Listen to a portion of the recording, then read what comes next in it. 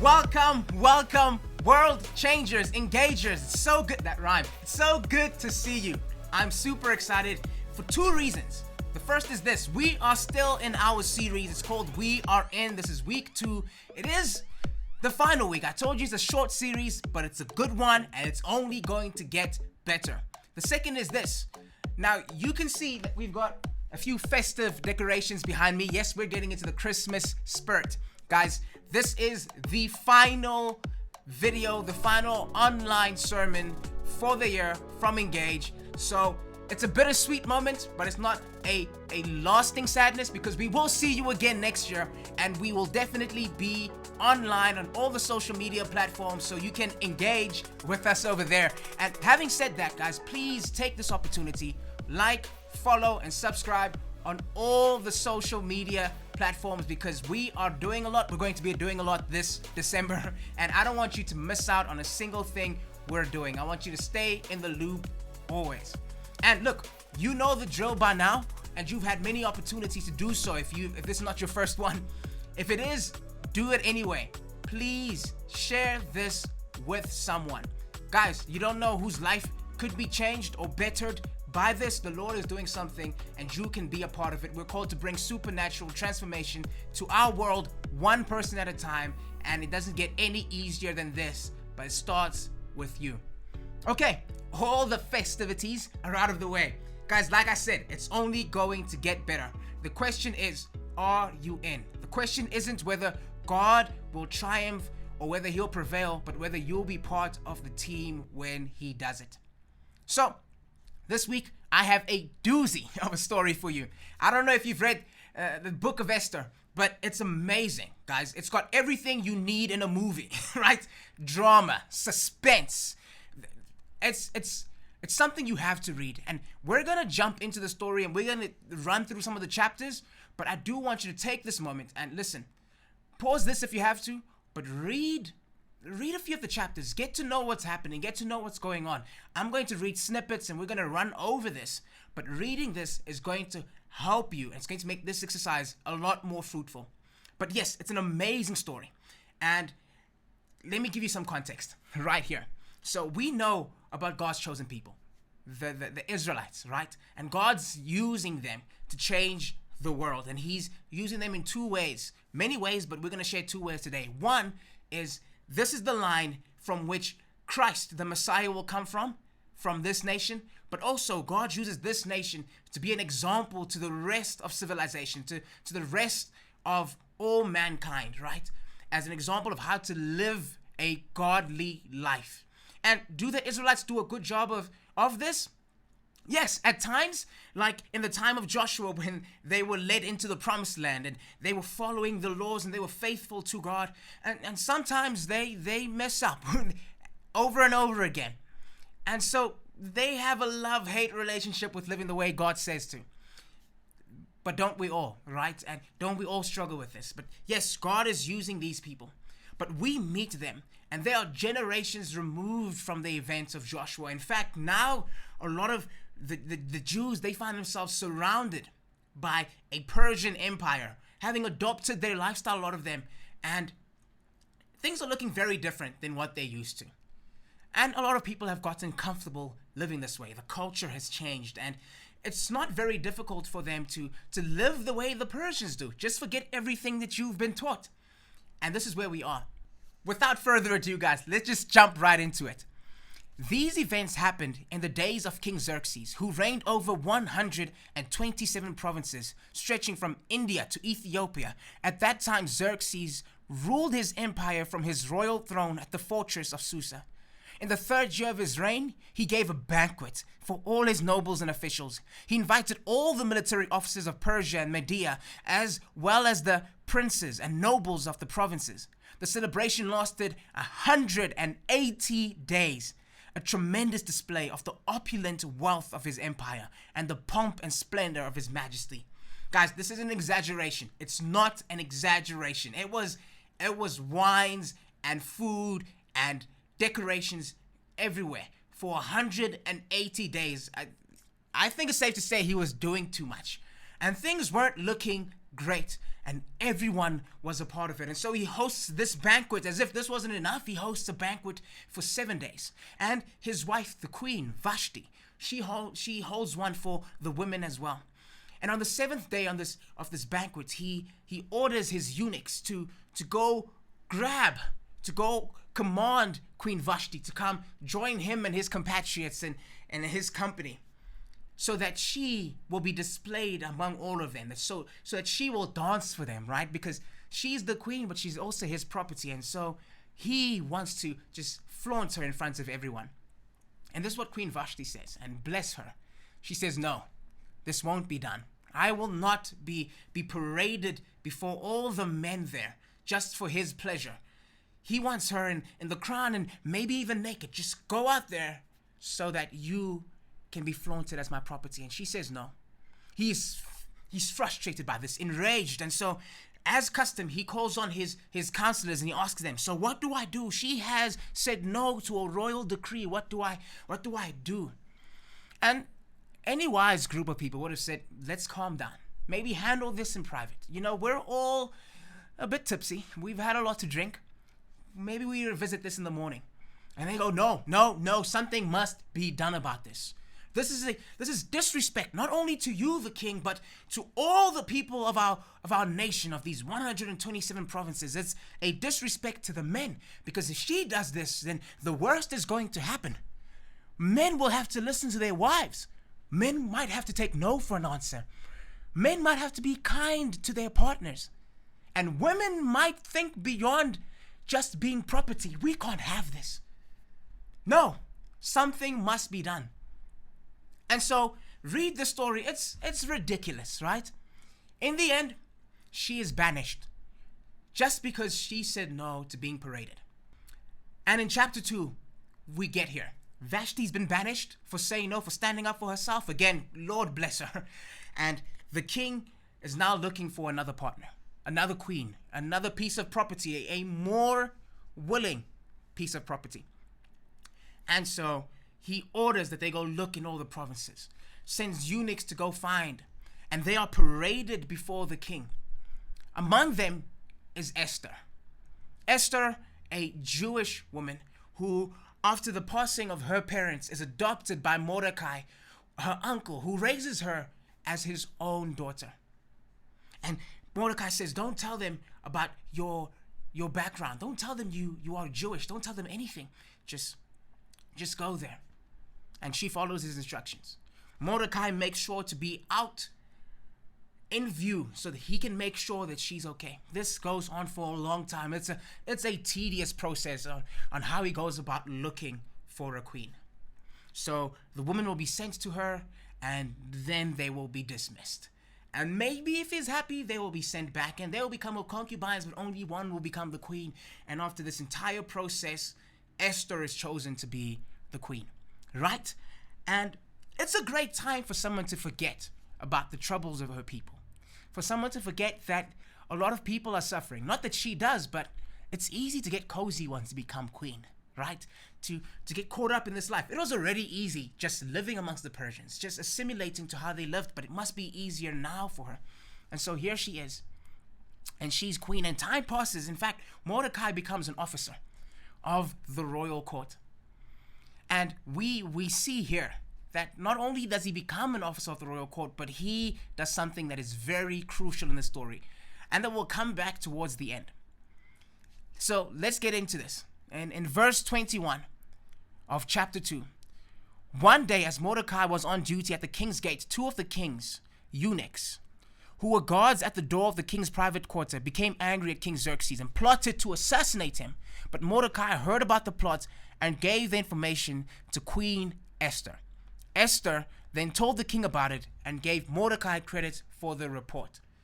So Mordecai basically saved the king's life. The king hears about this from the queen. The queen gives Mordecai the credit. The king investigates, and it's found to be true, and these two people are impaled on a pole. Mordecai has saved the king, and we don't hear much about this for a long time. Instead, we skip over into chapter 3, and this is what has happened in the time since. Sometime later, King Xerxes promoted Haman, son of Hammedatha, the Agatite over all the other nobles, making him the most powerful official in the empire. All the king's officials would bow down before Haman to show him respect whenever he passed by, for so the king had commanded. But Mordecai refused to bow down or show him respect. So we see that time has progressed. King Xerxes has raised up a new leader, someone of great authority, and all of the people bow down to him as per the king's request, except for Mordecai, because Mordecai refuses to bend the knee in worship or in submission to someone like Haman.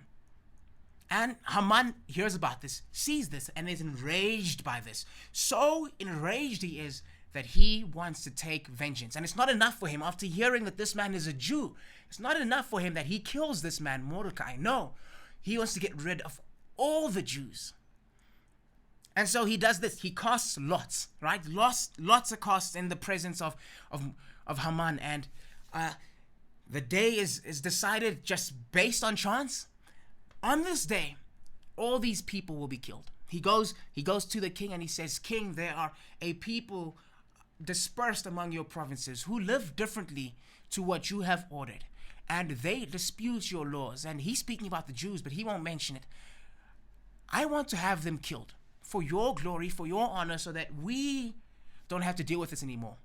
I will even give money to your treasury, to your administrators for the treasury." The king says, "Yes, do this. Keep the money, but do this."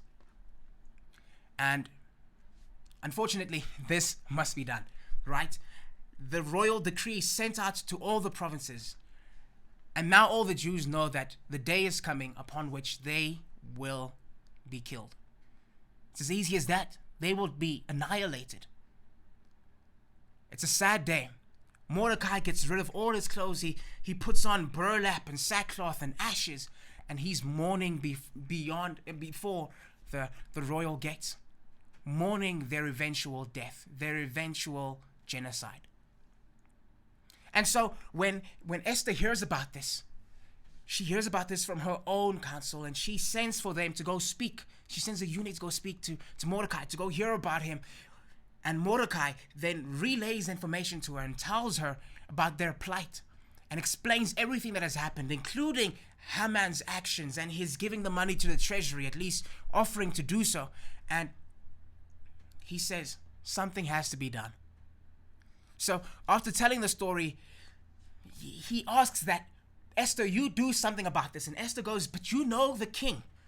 Or maybe you don't, so let me explain to all of you. If anyone goes into the king's presence without his say-so, without being summoned, they will be killed on the spot unless he stretches out his royal scepter and spares their life. The likelihood of this is very low. So you're asking me to go and basically die." And this is Mordecai's response. And it's a tough pill to swallow, right? In verse 13 of chapter 4, Mordecai sends his reply via the eunuch, and he says this to Esther: "Don't think for a moment that because you're in the palace that you will escape when all the other Jews are killed. If you keep quiet at a time like this, deliverance and relief for the Jews will arise from some other place, but you and your relatives will die. Who knows if perhaps you were made queen for just such a time as this." And so Esther has an important decision to make. Will she rest in the comfort of being a queen and all that comes with it, and forget about her people, and hopefully she saves her own life, maybe she spares her own life? Or does she stand up for her people? Does she make this choice and risk her own life? Read the story. She chooses the latter. And she sends this communication, she sends this message to all the people: "Please fast and pray on my behalf. Me and my council, we will do the same. We will fast and pray, and I will go before the king. And if I perish, I will perish. I will risk my life. If I perish, I perish." She goes before the king, and the king stretches out his scepter, spares her life. And she petitions before him. The king hears her out, and she asks, will the king and Haman, will they come and entertain me? Will they come and share with me their company? I have prepared a royal feast for them the next day. And the king says, I will do this for you. And so this is going to happen. But the night before the feast, Haman he's happy. Yes, I'm going to have dinner with the king and her queen. Just me. I'm special. This is amazing. And that is great. That is awesome. But here's the thing, right? He just can't stand that this man is still out there. This man still lives, and he wants her killed. He wants Mordecai killed. Mordecai, instead of being killed, is honored for the work he's done, because the king remembers that he is the reason that he's alive today. The king remembers that it is Mordecai who told me about the two eunuchs who had plotted to kill me. And so Haman's hands are tied, right? He can't do anything. The king's gone over the records and says, this man must be blessed. And if you look at the story, it happens in quite the most ironic way, because Haman thought it was him who would be blessed. And so Mordecai isn't killed. The feast happens. And Esther has her petition made. The king wants to know, so what is it? What do you need from me? And Esther says this: me and my people are going to be killed, annihilated, the lot, because someone has found it fit to do so. Someone in your royal council has declared and decreed that it be done so. And Mordecai the king is enraged. The king is enraged upon hearing this and says, who dare do such a thing? Who dare do such a thing against you, my queen? And she says, our enemy, Haman. And Haman, his face goes pale because he knows what's about to happen. The tables have turned. He's about to be killed. The king has shown them favor. God has shown the nation favor. And while his name is not mentioned, we know that his hand is in all of this. All because Esther could have chosen to be comfortable, and she could have chosen, I'm out of this situation. Sorry, Uncle Mordecai. Sorry, Israelites. You guys know it's a tough one. But she chose to be in. Mordecai was in. And the people were in. They all prayed and did their part. They fasted and did their part. Esther did her part. Mordecai, he protected Esther. He protected the king. And all of them were delivered, because all of them were in. And so we see that God and his people, they triumph. They prevail. They are delivered. I wonder if it would have been so if they weren't in. Again, the question isn't whether God will prevail or not, whether we will prevail or not, but whether we are in what God is doing. Family, while you think about that, while you think about this question, I want to pray for you. Lord, thank you so much. Thank you so much for your word. Thank you for the opportunity that we can be in. And thank you that you are always at work for your people, for your nation. And when we're so tempted to be comfortable, remind us. Remind us that there's still something to be done. That your will is still alive and well today. And we always have the opportunity to be a part of it, to be in. Give us the courage to be in. Give us the wisdom to be in. And give us the humility to surround ourselves with good counsel that will keep us in, even when it is difficult. And sometimes, tough times are just that tough. But you are there, even in the most difficult circumstances. Let us be in there with you. In Jesus' name I pray. Amen. So family, engagers, world changers, are you in? Because we're going to be in for all of 2022. And so I invite you to be a part of it. Enjoy the holidays, but get in scripture. Get closer to God. Know where he is calling you to. Know your purpose and be in for the long haul with the church. Be in with the community. Be in with your family. And be in even when no one else is. Because when no one else is, God is. World changers, bless you. Merry Christmas. Until next time, listen, we love you. Go out and change the world.